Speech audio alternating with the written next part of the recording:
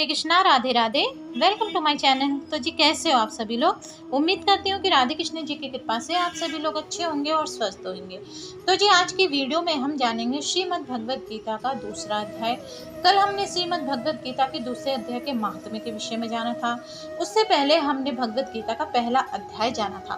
तो जी पहले अध्याय में हमने ये जाना था कि अर्जुन अपने सगे संबंधियों को लेकर मोहग्रस्त थे और वह नहीं चाहते थे कि वे अपने सगे संबंधियों से युद्ध करें। तो उन्होंने भगवान श्री कृष्ण जी से कहा कि मैं कैसे इनसे युद्ध करूं, सभी के सभी मेरे सगे संबंधी हैं। और पहले अध्याय में हमने ये भी जाना था कि युद्ध में कौन कौन से योद्धा भाग ले रहे हैं और उनके कौन कौन से संघ है। और पहले अध्याय में हमने ये भी जाना था कि जो हमारे पूर्व जन्म के जो कर्म होते हैं उनका फल हमें भुगतना ही पड़ता है। तो पहले अध्याय में हमने ये भी जाना था। तो आज हम जानेंगे श्रीमद् भगवद गीता का दूसरा अध्याय। तो चलिए शुरू करते हैं हम श्रीमद् भगवद गीता का दूसरा अध्याय। ओम श्री परमात्मनः नमः। संजय बोले कि पूर्वोक्त प्रकार से करुणा करके व्याप्त और आंसुओं से पूर्ण तथा व्याकुल नेत्रों वाले शोक युक्त उस अर्जुन के प्रति भगवान मधुसूदन ने ये वचन कहा।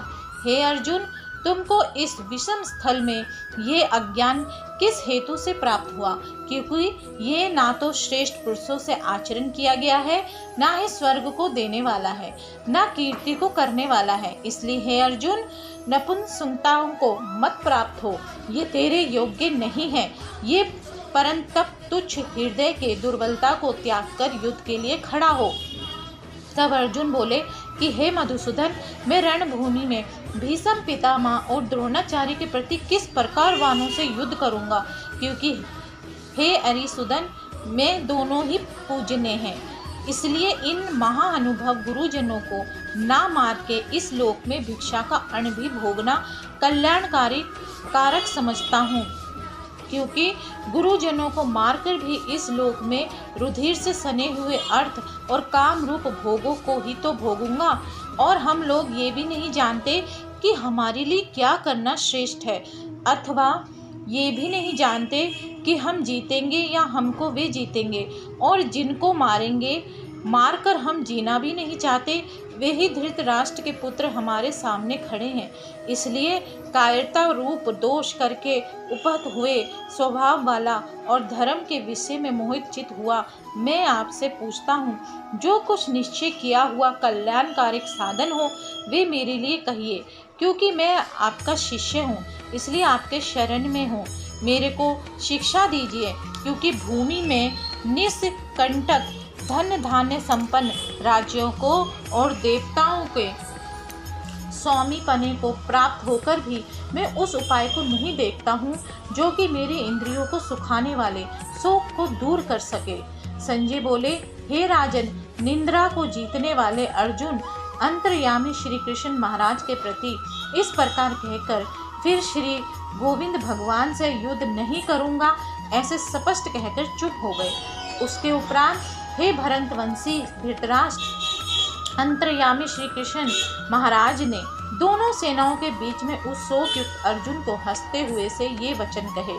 हे अर्जुन, तू ना शोक करने योग्य के लिए शोक करता है और ना पंडितों के से वचनों को कहता है, परंतु पंडित जन जिनके प्राण चले गए हैं उनके लिए और जिनके प्राण नहीं गए हैं उनके लिए भी शोक नहीं करते हैं, क्योंकि आत्मा नित्य है, इसलिए शोक करना अयुक्त है।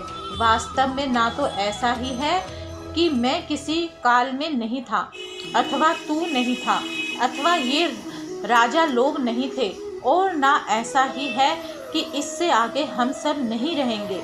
किंतु जैसे जीव आत्मा के इस देह में कुमार, युवा और वृद्धावस्था होती है, वैसे ही अन्य शरीर की प्राप्ति होती है। उस विषय में धीर पुरुष नहीं मोहित होता है। अर्थात जैसे कुमार, युवा और जरा अवस्था रूप स्थूल शरीर का विकार अज्ञान से आत्मा में भासता है, वैसे ही एक शरीर से दूसरे शरीर को प्राप्त होना रूप सूक्ष्म शरीर का विकार भी अज्ञान से ही आत्मा में भासता है। इसलिए तत्व को जानने वाला धीर पुरुष इस विषय में नहीं मोहित होता है। हे कुंती पुत्र, सर्दी गर्मी और सुख दुखों को देने वाले इंद्रिय और विषयों के संयोग से क्षण भंगुर और अनित्य है। इसलिए हे भरतवंशी अर्जुन, उनको तू सहन कर, क्योंकि हे पुरुष श्रेष्ठ, दुख सुख को सम्मान समझने वाले जिस धीर पुरुषों को ये इंद्रियों के विषय व्याकुल नहीं कर सकते हैं, वह मोक्ष के लिए योग्य होता है।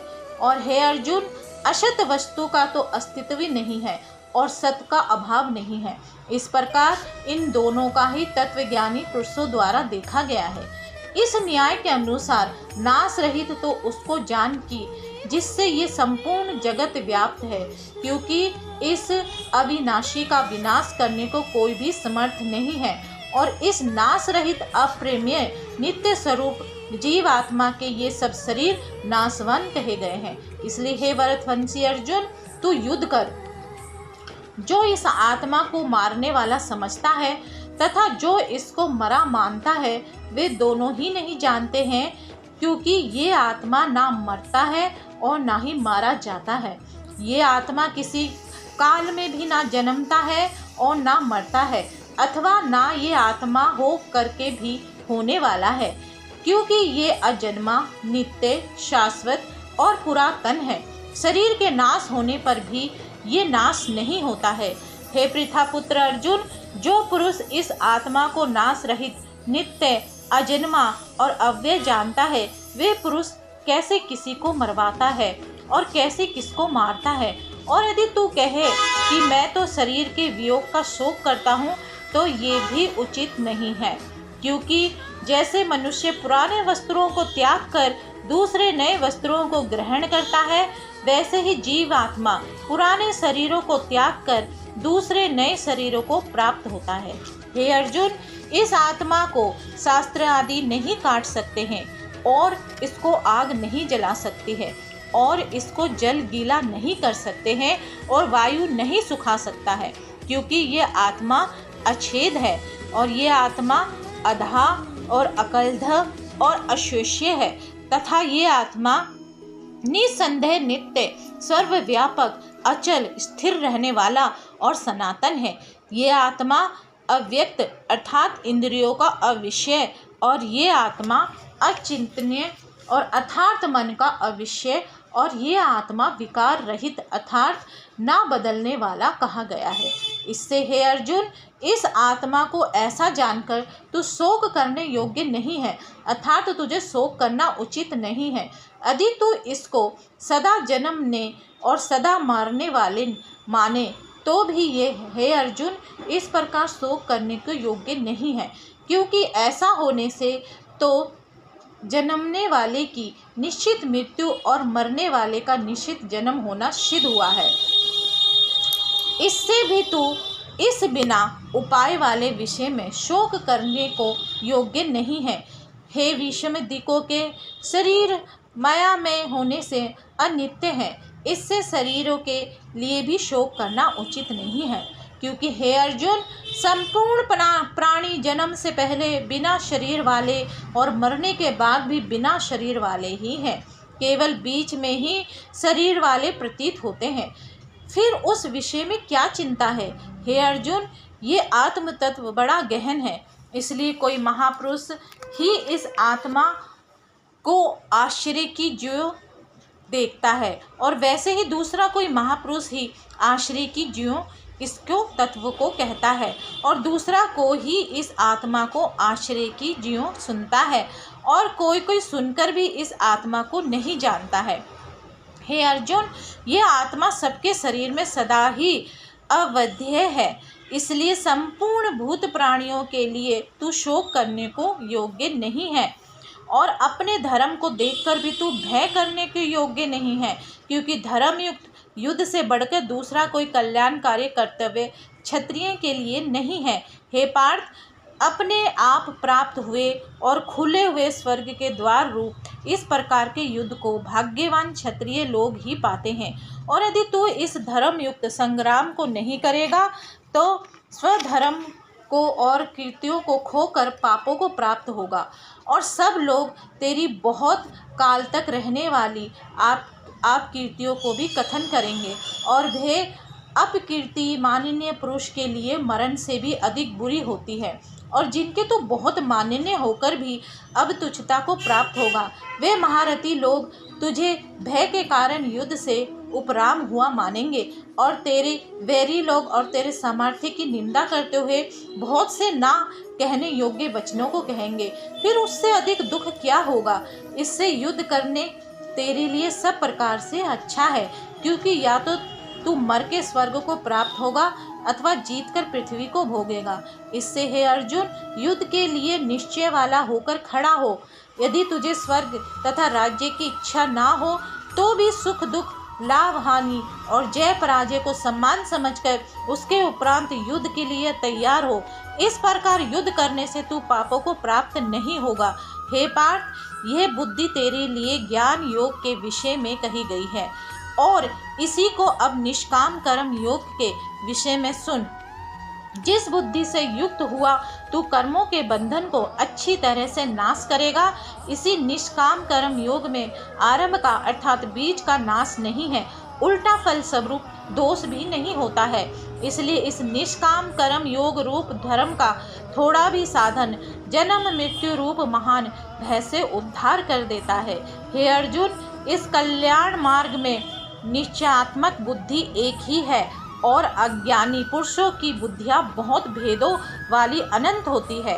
हे अर्जुन, जो सकामी पुरुष केवल फलश्रुति में प्रीति रखने वाले, स्वर्ग को ही परम श्रेष्ठ मानने वाले, इससे बढ़कर और कुछ नहीं है, ऐसे कहने वाले हैं, वे अविकिचन जन्म रूप कर्म फलों को देने वाली है, और भोग तथा ऐश्वर्य के प्राप्ति के लिए बहुत सी क्रियाओं के विस्तार वाली इस प्रकार जिस दिखाओ शोभा युक्त वाणी को कहते हैं। उस वाणी द्वारा हरे हुए चित्त वाले तथा भोग और ऐश्वर्य में आसक्ति वाले उन पुरुषों के अंतःकरण में निश्चयात्मक बुद्धि नहीं होती है। हे अर्जुन, सब वेद तीनों गुणों के कार्य रूप संसार को विषय करने वाले अर्थात प्रकाश करने वाले हैं। इसलिए तू असंसारी अर्थात निष्कामी और सुख दुख आदि द्वंद्वों से रहित नित्य वस्तु में स्थित तथा योग क्षेमकों को ना चाहने वाला और आत्म प्राण हो, क्योंकि मनुष्य का सब ओर से परिपूर्ण जलाशय के प्राप्त होने पर छोटे जलाशय में जितना प्रयोजन रहता है, अच्छी प्रकार ब्रह्म को जानने वाले ब्राह्मण का भी सब वेदों में उतना ही प्रयोजन रहता है। अर्थात जैसे बड़े जलाशय को प्राप्त हो जाने पर जल के लिए छोटे जलाशयों की आवश्यकता नहीं रहती है, वैसे ही ब्रह्मानंद की प्राप्ति होने पर आनंद के लिए वेदों की आवश्यकता नहीं रहती है। इससे तेरा कर्म करने मात्र में ही अधिकार होवे, फल में कभी नहीं, और तू कर्मों के फल की वासना वाला भी मत हो, तथा तेरी कर्म ना करने में भी प्रीति ना होवे। हे धनंजय, आसक्ति को त्याग कर तथा सिद्धि और असिद्धि में समान बुद्धि वाला होकर योग में स्थित हुआ कर्मों को कर। ये समतत्व भाव ही योग नाम से कहा जाता है। इस समतत्व रूप बुद्धि योग से सकाम कर्म अत्यंत तुच्छ है। इसलिए हे धनंजय, समतत्व बुद्धि योग का आश्रय ग्रहण कर, क्योंकि फल की वासना वाले अत्यंत दीन है। समतत्व बुद्धि योग पुरुष पुण्य पाप दोनों को इस लोक में ही त्याग देता है, अर्थात उनसे लिप्यमान नहीं होता है। इससे समतप्त बुद्धि योग के लिए ही चेष्टा कर। हे समतप्त बुद्धि रूप योग में ही कर्मों में चतुरता है, अर्थात कर्म बंधन से छूटने का उपाय है, क्योंकि बुद्धि योग युक्त ज्ञानी जन कर्मों से उत्पन्न होने वाले फलों को त्याग कर जन्म रूप बंधन से छूटे हुए निर्दोष अर्थात अमृतमय परम पद को प्राप्त होते हैं। हे अर्जुन, जिस काल में तेरी बुद्धि मोह रूप दलदल को बिल्कुल तर जाएगी, तब तू सुनने योग्य और सुने हुए के वैराग्य को प्राप्त होगा। जब तेरी अनेक प्रकार के सिद्धांतों को सुनने से विचलित हुई बुद्धि परमात्मा के स्वरूप में अचल और स्थिर ठहर जाएगी, तब तू समतप रूप योग को प्राप्त होगा। इस प्रकार भगवान के वचनों को सुनकर अर्जुन ने पूछा, हे केशव, समाधि में स्थित स्थिर बुद्धि वाले पुरुष का क्या लक्षण है? और स्थिर बुद्धि पुरुष कैसे बोलता है, कैसे बैठता है, कैसे चलता है।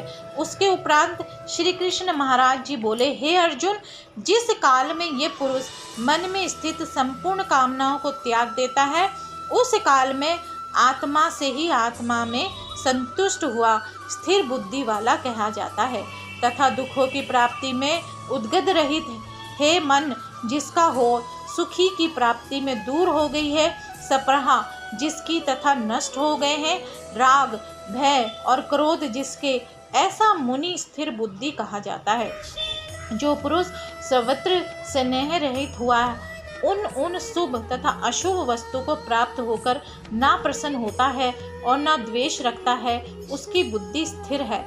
और कछुआ अपने अंगों को जैसे समेट लेता है, वैसे ही ये पुरुष जब सब ओर से अपनी इंद्रियों को इंद्रियों के विषय से समेट लेता है, तब उसकी बुद्धि स्थिर होती है। यद्यपि इंद्रियों के द्वारा विषयों को ना ग्रहण करने वाले पुरुषों के भी केवल विषय तो निवृत्त हो जाते हैं, परंतु राग नहीं निवृत्त होता है, और इसका पुरुष का तो राग भी परमात्मा को साक्षात करके निवृत्त हो जाता है। और हे अर्जुन, जिससे कि यत्न करते हुए बुद्धिमान पुरुष की भी मन को ये प्रमथन स्वभाव वाली इंद्रिया बालात हर लेती है। इसलिए मनुष्य को चाहिए कि उन संपूर्ण इंद्रियों को वश में करके समान हित चित हुआ मेरे प्राण स्थित होवे, क्योंकि जिस पुरुष की इंद्रियां वश में होती है उसी की बुद्धि स्थिर होती है। हे अर्जुन, मन सहित इंद्रियों को वश में करके और प्रयाण ना होने से मन के द्वारा विषयों का चिंतन होता है, और विषयों को चिंतन करने वाले पुरुषों की उन विषय में आसक्ति हो जाती है, और आसक्ति से उन विषयों की कामना उत्पन्न होती है, और कामना में विघ्न पड़ने से क्रोध उत्पन्न होता है। क्रोध से अविवेक अर्थात मूढ़ भाव उत्पन्न होता है, और अविवेक से स्मरण शक्ति भ्रमित हो जाती है, और स्मृति के भ्रमित हो जाने से बुद्धि अर्थात ज्ञान शक्ति का नाश हो जाता है, और बुद्धि के नाश होने से ये पुरुष अपने श्रेय साधन से गिर जाता है। परंतु स्वाधीन अनंतःकरण वाला पुरुष राग द्वेष से रहित अपने वश में ही हुई इंद्रियों द्वारा विषय को भोगता हुआ अनंतःकरण की प्रसन्नता अर्थात स्वच्छता को प्राप्त होता है। उस निर्मलता के होने पर इसके संपूर्ण दुखों का अभाव हो जाता है, और उस प्रसन्न चित्त वाले पुरुष की बुद्धि शीघ्र ही अच्छी प्रकार स्थिर हो जाती है। हे अर्जुन, साधन रहित पुरुष के अंतःकरण में श्रेष्ठ बुद्धि नहीं होती है, और उस अयुक्त के अंतःकरण में आसक्ति भाव नहीं होता है, और बिना आसक्ति भाव वाले पुरुष को शांति भी नहीं होती है। फिर शांति रहित पुरुष को सुख कैसे हो सकता है? क्योंकि जल में वायु नाव को जैसे हर लेता है, वैसे ही विषयों में विचरती हुई इंद्रियों के बीच में जिस इंद्रिय के साथ मन रहता है, वे एक ही इंद्रिय इस अयुक्त पुरुष के बुद्धि को हरण कर लेती है। इससे हे महाभाव, जिसके पुरुष की इंद्रियां सब प्रकार इंद्रियों के विषयों में वश में की हुई होती है, उसकी बुद्धि स्थिर होती है। और हे अर्जुन, संपूर्ण भूत प्राणियों के लिए जो रात्रि है, उस नित्य शुद्ध बोध स्वरूप परमानंद में भगवत को प्राप्त हुआ योगी पुरुष जागता है, और जिस नाशवान क्षण भर सांसारिक सुख में सब भूत प्राणी जागते हैं, तत्व को जानने वाले मुनियों के लिए भी रात्रि है। जैसे सब ओर से परिपूर्ण अचल प्रतिष्ठा वाले समुद्र के प्रति नाना नदियों के जल उसको जलाया मान ना करते हुए ही क्षमा सकते हैं, वैसे ही जिस स्थिर बुद्धि पुरुष के प्रति संपूर्ण भोग किसी प्रकार का विकार उत्पन्न किए बिना ही समा जाते हैं, वे पुरुष परम शांति को प्राप्त होता है, ना कि भोगों को चाहने वाला। क्योंकि जो पुरुष संपूर्ण कामनाओं को त्याग कर ममता रहित और अहंकार रहित सप्रहा रहित हुआ बवरता है, वे शांति को प्राप्त होता है। हे अर्जुन, ये ब्रह्म को प्राप्त हुए पुरुष की स्थिति है। इसको प्राप्त होकर मोहित नहीं होता है, और अनंत काल में भी इस निष्ठा में स्थिर होकर ब्रह्म आनंद को प्राप्त हो जाता है। तो जी भगवद गीता का दूसरा अध्याय यहीं पर समाप्त। तो जी आज की वीडियो आपको कैसी लगी? उम्मीद करती हूँ कि आपको आज की वीडियो अच्छी लगी होगी। अगर आपको आज की वीडियो अच्छी लगी तो वीडियो को लाइक एंड शेयर करना ना भूलें। हरे कृष्णा, राधे राधे।